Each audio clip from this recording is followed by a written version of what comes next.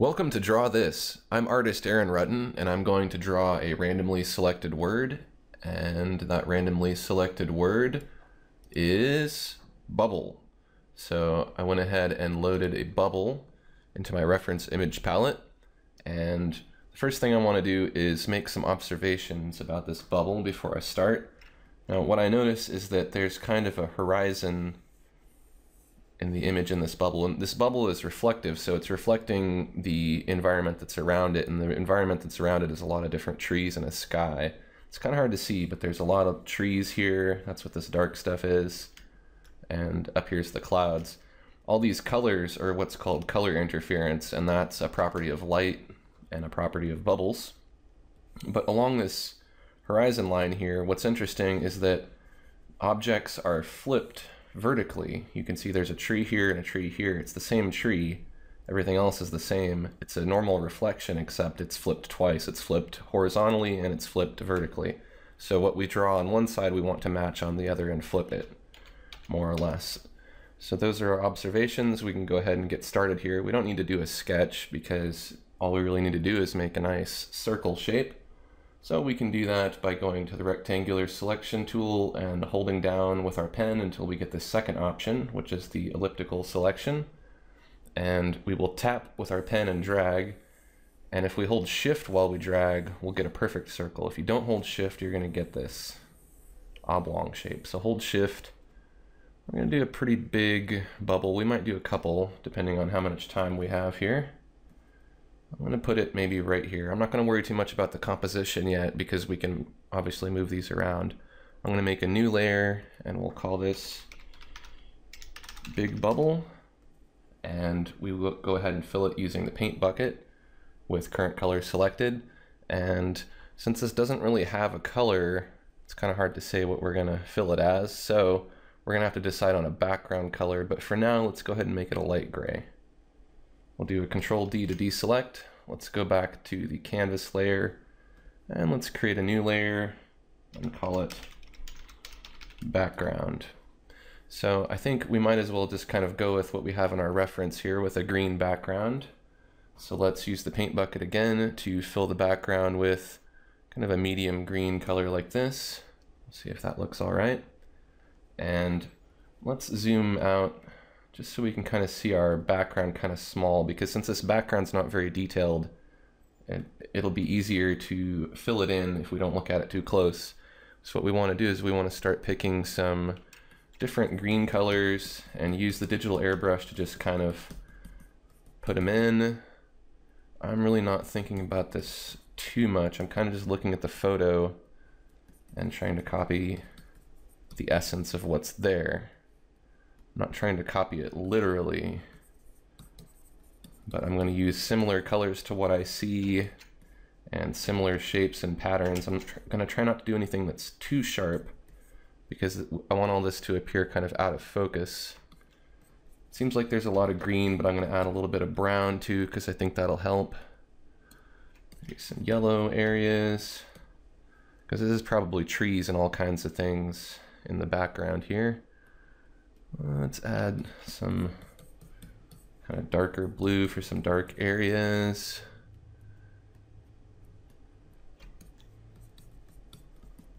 Okay, something like that will work.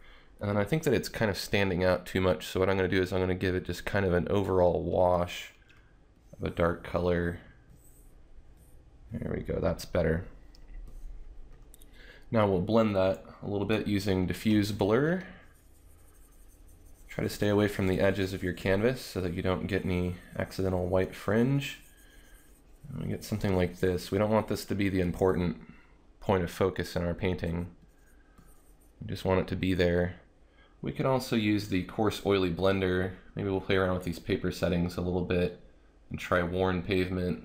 Try these settings that I have here.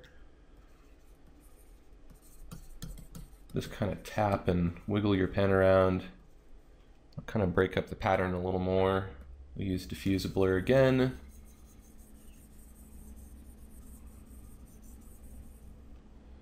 There we go. Okay, so now we can go ahead and start doing our bubble. So we'll go back to the bubble layer. we'll turn on preserve transparency, and we can start adding some color to this bubble. Now, where it's darker, it seems to be more transparent, so we may want to add a mask.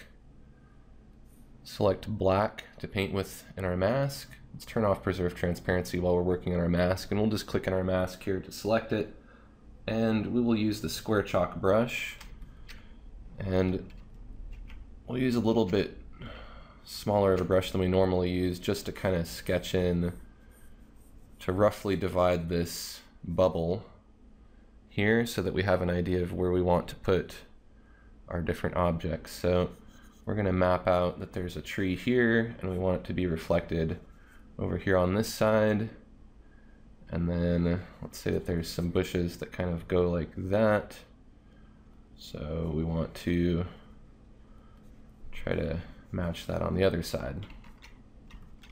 And with a bigger brush we can go ahead and fill this in. Now it looks like I'm painting with green, but really what I'm doing is I'm concealing that layer so you can see through to the background. This doesn't have to be completely identical, you just want to get a feel for these general shapes. Something like that looks good. I'm going to put some more kind of darker stuff up here that kind of curves around. It's a little tricky trying to match this. Okay, those dark areas, I think that will work. And then let's go ahead and exit out from the mask by just clicking to the icon that's to the left of the mask on the layer here. Let's start adding some color to the bubble. So let's start with this yellow. Let's go ahead and just make the whole thing yellow so that we get rid of this gray color. We'll want to turn on preserve transparency. So we'll add this yellow. We'll add this white. Really bright highlight here.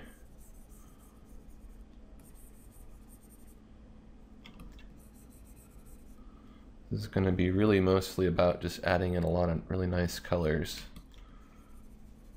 Try to kind of imagine that these are supposed to be clouds, these pink areas, and just kind of follow the photo here.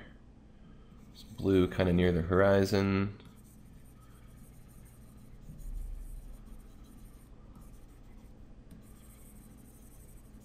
A little bit of green kind of in the center of everything. And there's some fiery orange over here in the corner. Just kind of hunting around in the reference image, looking back and forth between the reference image and my painting. I'm comparing one area to another to try to get a feel for how to shade this. Okay, that's looking pretty good. Let's add a little bit more red down in here. Maybe a brighter red. And a little bit more of this hot pink here. Next we'll add another layer in between the big bubble and the background. Let's call this bubble BG, that's short for background. And what we want to do is we want to get a selection from this circle that we've already drawn. So what we'll do is we'll select the big bubble layer, we'll right click, we'll do select layer content, and we'll go back to the bubble BG layer and we will do Control-Shift-H to hide the selection.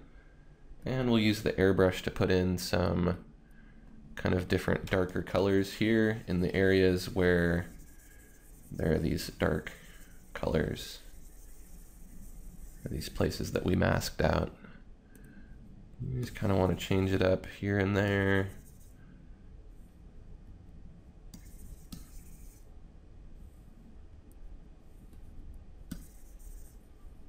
Try to keep them kind of on the darker side though.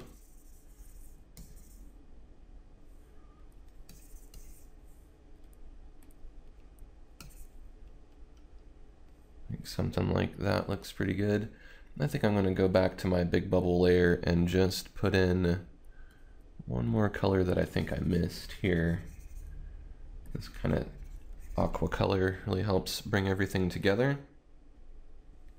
Let's make a new layer. Let's call this bubble HL. This will be highlights that we will put on top of the bubble. So let's use, let's go with a kind of lime green. I'm going to go for this kind of center reflection that's on there first. Let's use the jitter airbrush for this.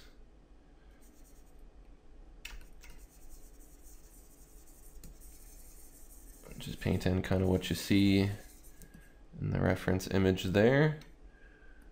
Let's put in some yellow kind of on top here. Just kind of obscuring it with a little bit of a haze. Let's switch to the digital airbrush. And I'm going to put a nice sharp white area here. These rim highlights really help this to look like a bubble, so you want to put in really thin highlights along the rim here. You can put them in with white or any color you want, and then you can vary the color later since it's on its own layer. This really helps it look more reflective. So there's some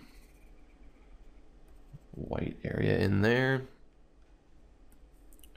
I'm going to blend that a little bit using the coarse oily blender so it doesn't stand out so much.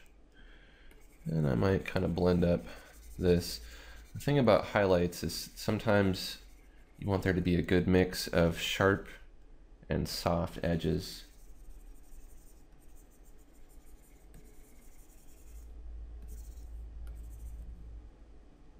So I go back and forth between these two brushes because the coarse oily blender makes things sharper and the diffuse blur smooths them back out.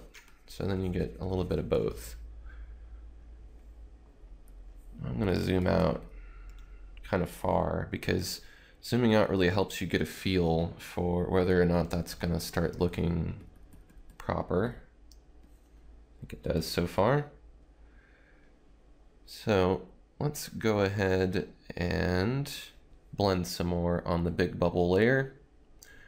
I think what we're going to want to do is, if I try to blend now, since I did this masking, I'm probably going to get some white fringe. So maybe first what we'll do, we'll go to the background layer. And I realized that I kind of got out of hand with that blending earlier, and I got rid of too much of the detail in the background, so I'm going to add in a bit more. I'm going to do a Control D to deselect my active selection, and I'm going to put in those lighter areas because they kind of disappeared when I overblended there, and I think we need them for this composition so the background's not so boring. For shadows I'm typically picking cooler greens, and for highlights I'm picking warmer greens. Okay, so I'm going to try to blend this again and not overblend it too much this time, hopefully. So I'm using kind of lighter pressure overall. Circular strokes, kind of like I'm scrubbing it.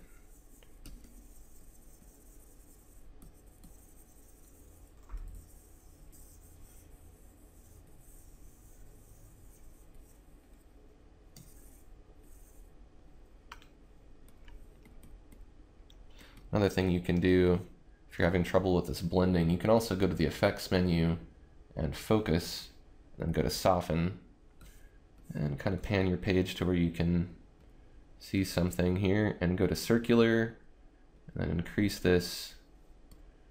That'll just blur everything in the background too, and I think that does a pretty good job for what I want.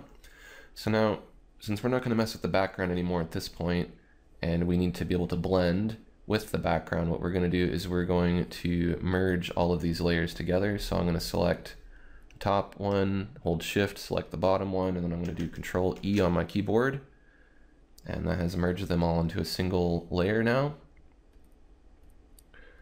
So we'll just call this bubble plus BG background, so we know that they're combined together. And let's blend it now using the diffuse blur blender.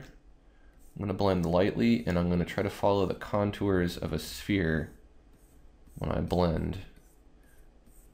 That's going to make it look curved. So I'm kind of spiraling in towards the center.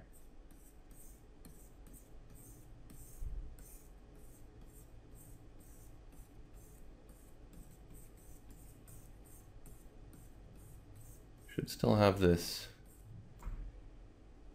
kind of swirling effect going on here. Now what we can do is we can go ahead and use the blur blender to soften along the edges because we don't want it to be so sharp.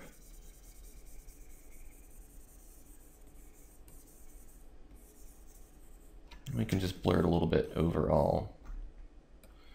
Zoom in so we can see it a bit better. Now we want to imagine that we're going to go inside this bubble and start painting the world that it's reflecting. So this is where all the detail is going to come in now. And we're going to use the coarse oily blender. Try not to blend outside of your bubble, just try to make some clouds and some tree shapes in here. So I'm going to blend, try to put some of that blue up into the sky, up into the pink more. You can drag the pink down into the blue. This all to really start swirling together now.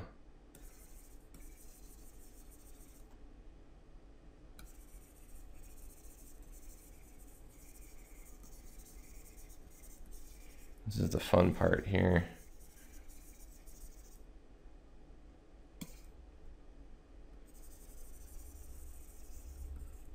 Swirl it some on the opposite side. Try to copy more or less what you're doing on the top near the bottom as well.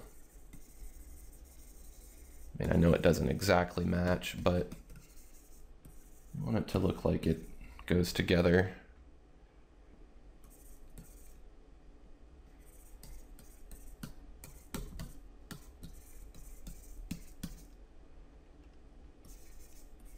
And again, I'm working with that flow, that general kind of spiraling effect. That's kind of how the bubble's flowing. Zoom back out. See if we're looking more like a bubble now. I think that we are.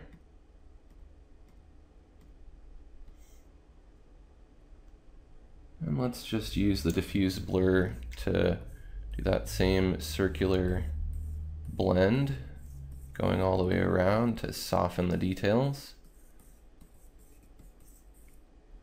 Let's add a new layer and let's make it a multiply blend mode. We're going to start adding some finishing touches here because I see some spots that we can add to kind of help this look more realistic. Kind of on the top edges of these highlights that we put in, these lighter olive spots, there's kind of some darker green like what I see here. So I'm trying to put in those little details because it's those little random things that you see really make the piece come together. Let's add some dark orange kind of up here to darken this. We're giving this piece contrast now by doing this.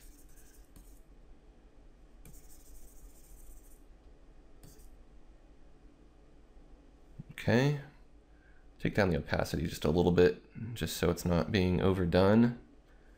Let's create another new layer. I'm not going to worry too much about naming these because I'm probably going to merge them all again pretty soon here. Let's use that same light olive color. We use the airbrush. Just work on these highlights a little bit more.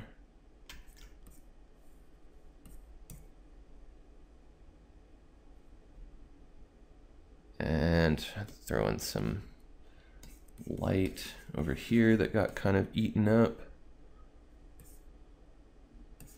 Just kind of hunting around for details. You can't really ever observe all the details at once, so as you're working on this, you got to kind of go from point to point, and that's kind of why I have a hierarchy when I do things. I try to start in one place and work towards another and have a logical progress. I don't always do that. Sometimes I just jump around randomly, but it helps when you have a process to follow. Now we just want to add in a lot of little fine details, stuff that you can see up close, but when we zoom out, you probably won't be able to see it, so don't worry about it looking really precise.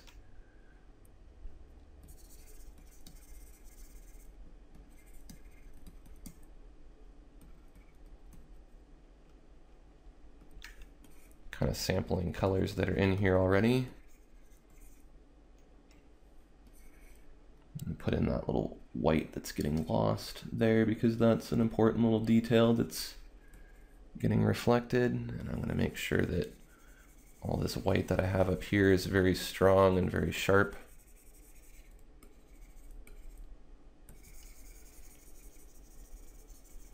There's a lot of sharp contrast going on in here.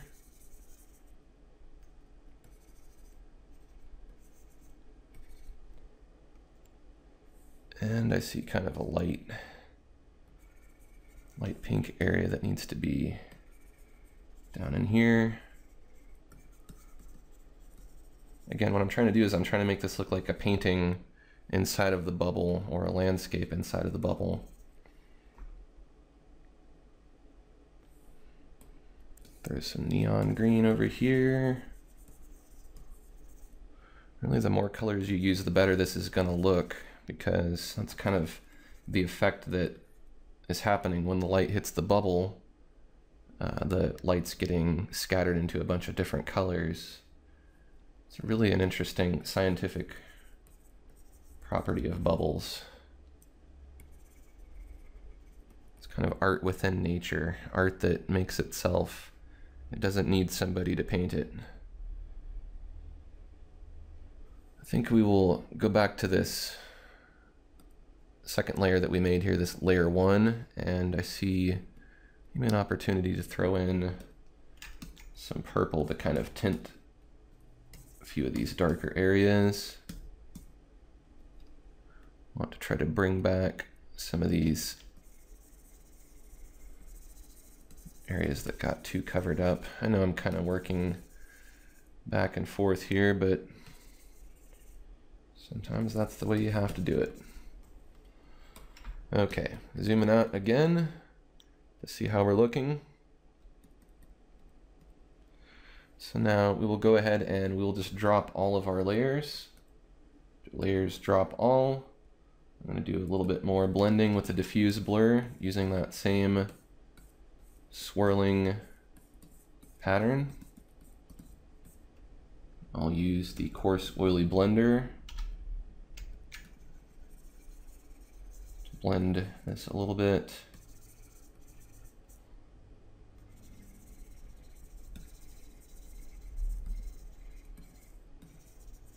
Gotta have the right balance of sharp details and smooth details for this to look like a bubble. It's really, when I started doing it, I thought this was going to be an easy one that I could do quickly because it's just a bubble, but it's proving to be more difficult than I thought.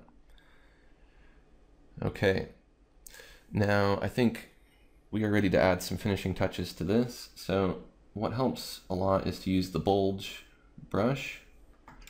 You want to make the brush about as big as the bubble itself, maybe slightly smaller, something like that. And you want to wiggle and do a very tight circle while pushing down pretty hard and try to keep it centered. And what we want to do is we want to inflate the image that's in the center of the bubble without really disturbing the outside of the bubble. Like that. Kind of starts to make it look more like a bubble. And if you want to, you can go through and kind of paint over it in some places using the bulge and the pinch brush. That'll help give it some sharper contrast in some places.